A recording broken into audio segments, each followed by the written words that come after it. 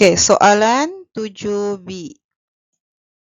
Okey, dalam eksperimen yang lain, jadual 4 menunjukkan 2 set eksperimen yang dijalankan untuk mengkaji kesan mangkin terhadap kadar tindak balas antara zinc dan asid sulfurik. Okay, jadi set 1, bahan tindak balasnya 25 cm padu asid sulfurik dengan kepekatan 0.1 mol per desimeter padu bertindak balas dengan ketulan zinc. Jumlah isi padu gas yang dikumpulkan dalam masa 3 minit adalah 40 cm padu pada suhu 30 darjah Celsius. Okay, untuk set kedua, isi padu dan kepekatan asid sama, masih lagi menggunakan ketulan zinc dan ada tambahan 5 cm padu larutan kuprum 2 sulfat sebagai mangkin. Okey, apa yang terhasil? 52 cm padu gas dengan suhu yang sama 30 darjah Celsius. Okey, jadi kita ringkaskan maklumat daripada jadual set 1 dengan set 2. Bezanya cuma pada tambahan mangkin untuk set 2.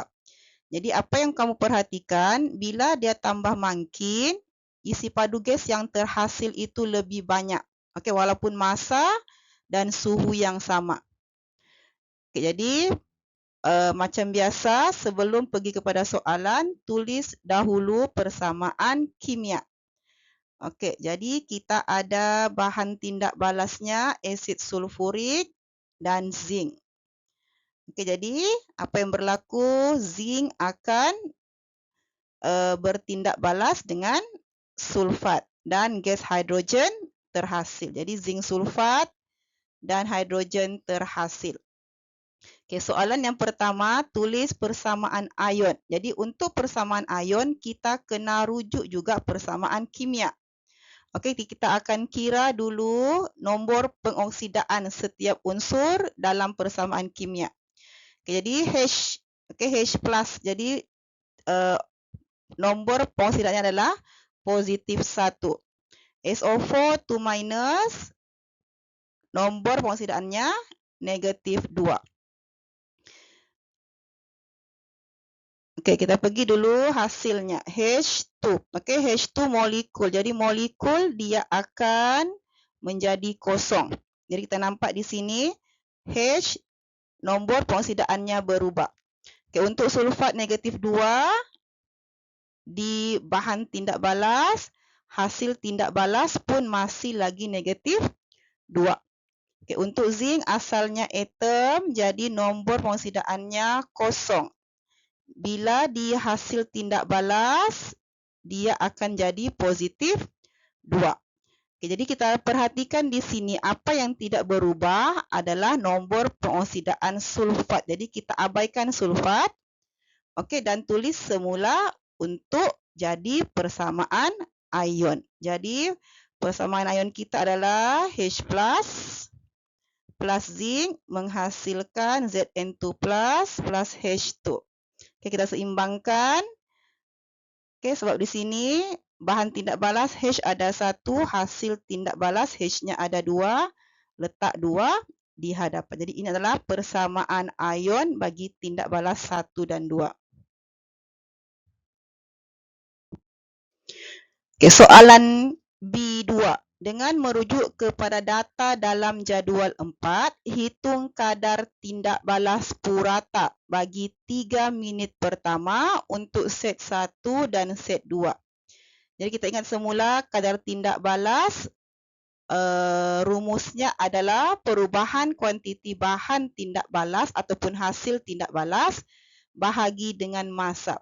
Jadi kita ada maklumat kuantiti untuk gas hidrogen. Kita ada kuantiti isi padu. Kita ada masanya 3 minit. Jadi kita akan pilih unit yang kedua, iaitu sentimeter padu per minit. Maksudnya di sini isi padu bahagi massa. Okey, jadi kita tengok kita punya maklumat. Okey, kita ada isi padu gas untuk kedua-dua eksperimen. Dan kita ada masa yang tetap iaitu 3 minit.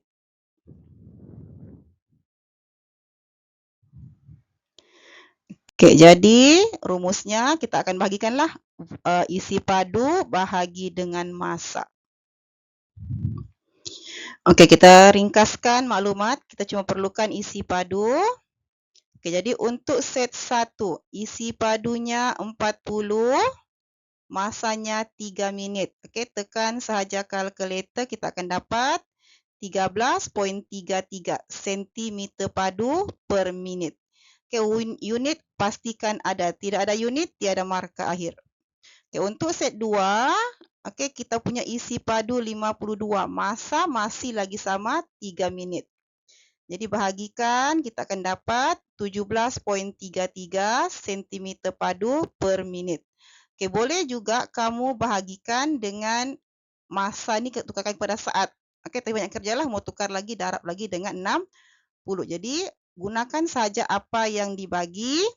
Okey, sebab dia tidak minta pun dia dalam unit apa. Jadi bagilah dalam unit yang dia bagi kamu tadi. Okey, untuk soalan seterusnya.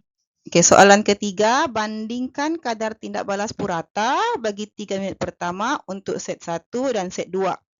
Terangkan bagaimana makin mempengaruhi kadar tindak balas menggunakan teori perlanggaran. Jadi kita imbas kembali daripada jawapan kita tadi, set 1 dan set 2, kita dapat perhatikan kadar tindak balas set 2 lebih tinggi. Jadi markah pertama kita kena bandingkan. Jadi tulis sahaja kadar tindak balas set 2 lebih tinggi daripada kadar tindak balas set 1. Ini satu markah. Seterusnya dia minta terangkan, kita ada 2 markah.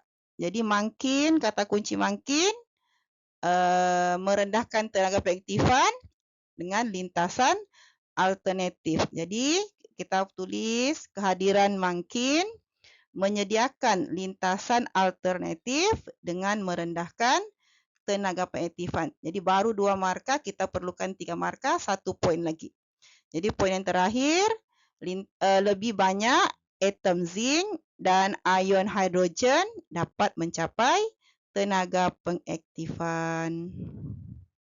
Selesai untuk soalan 7B.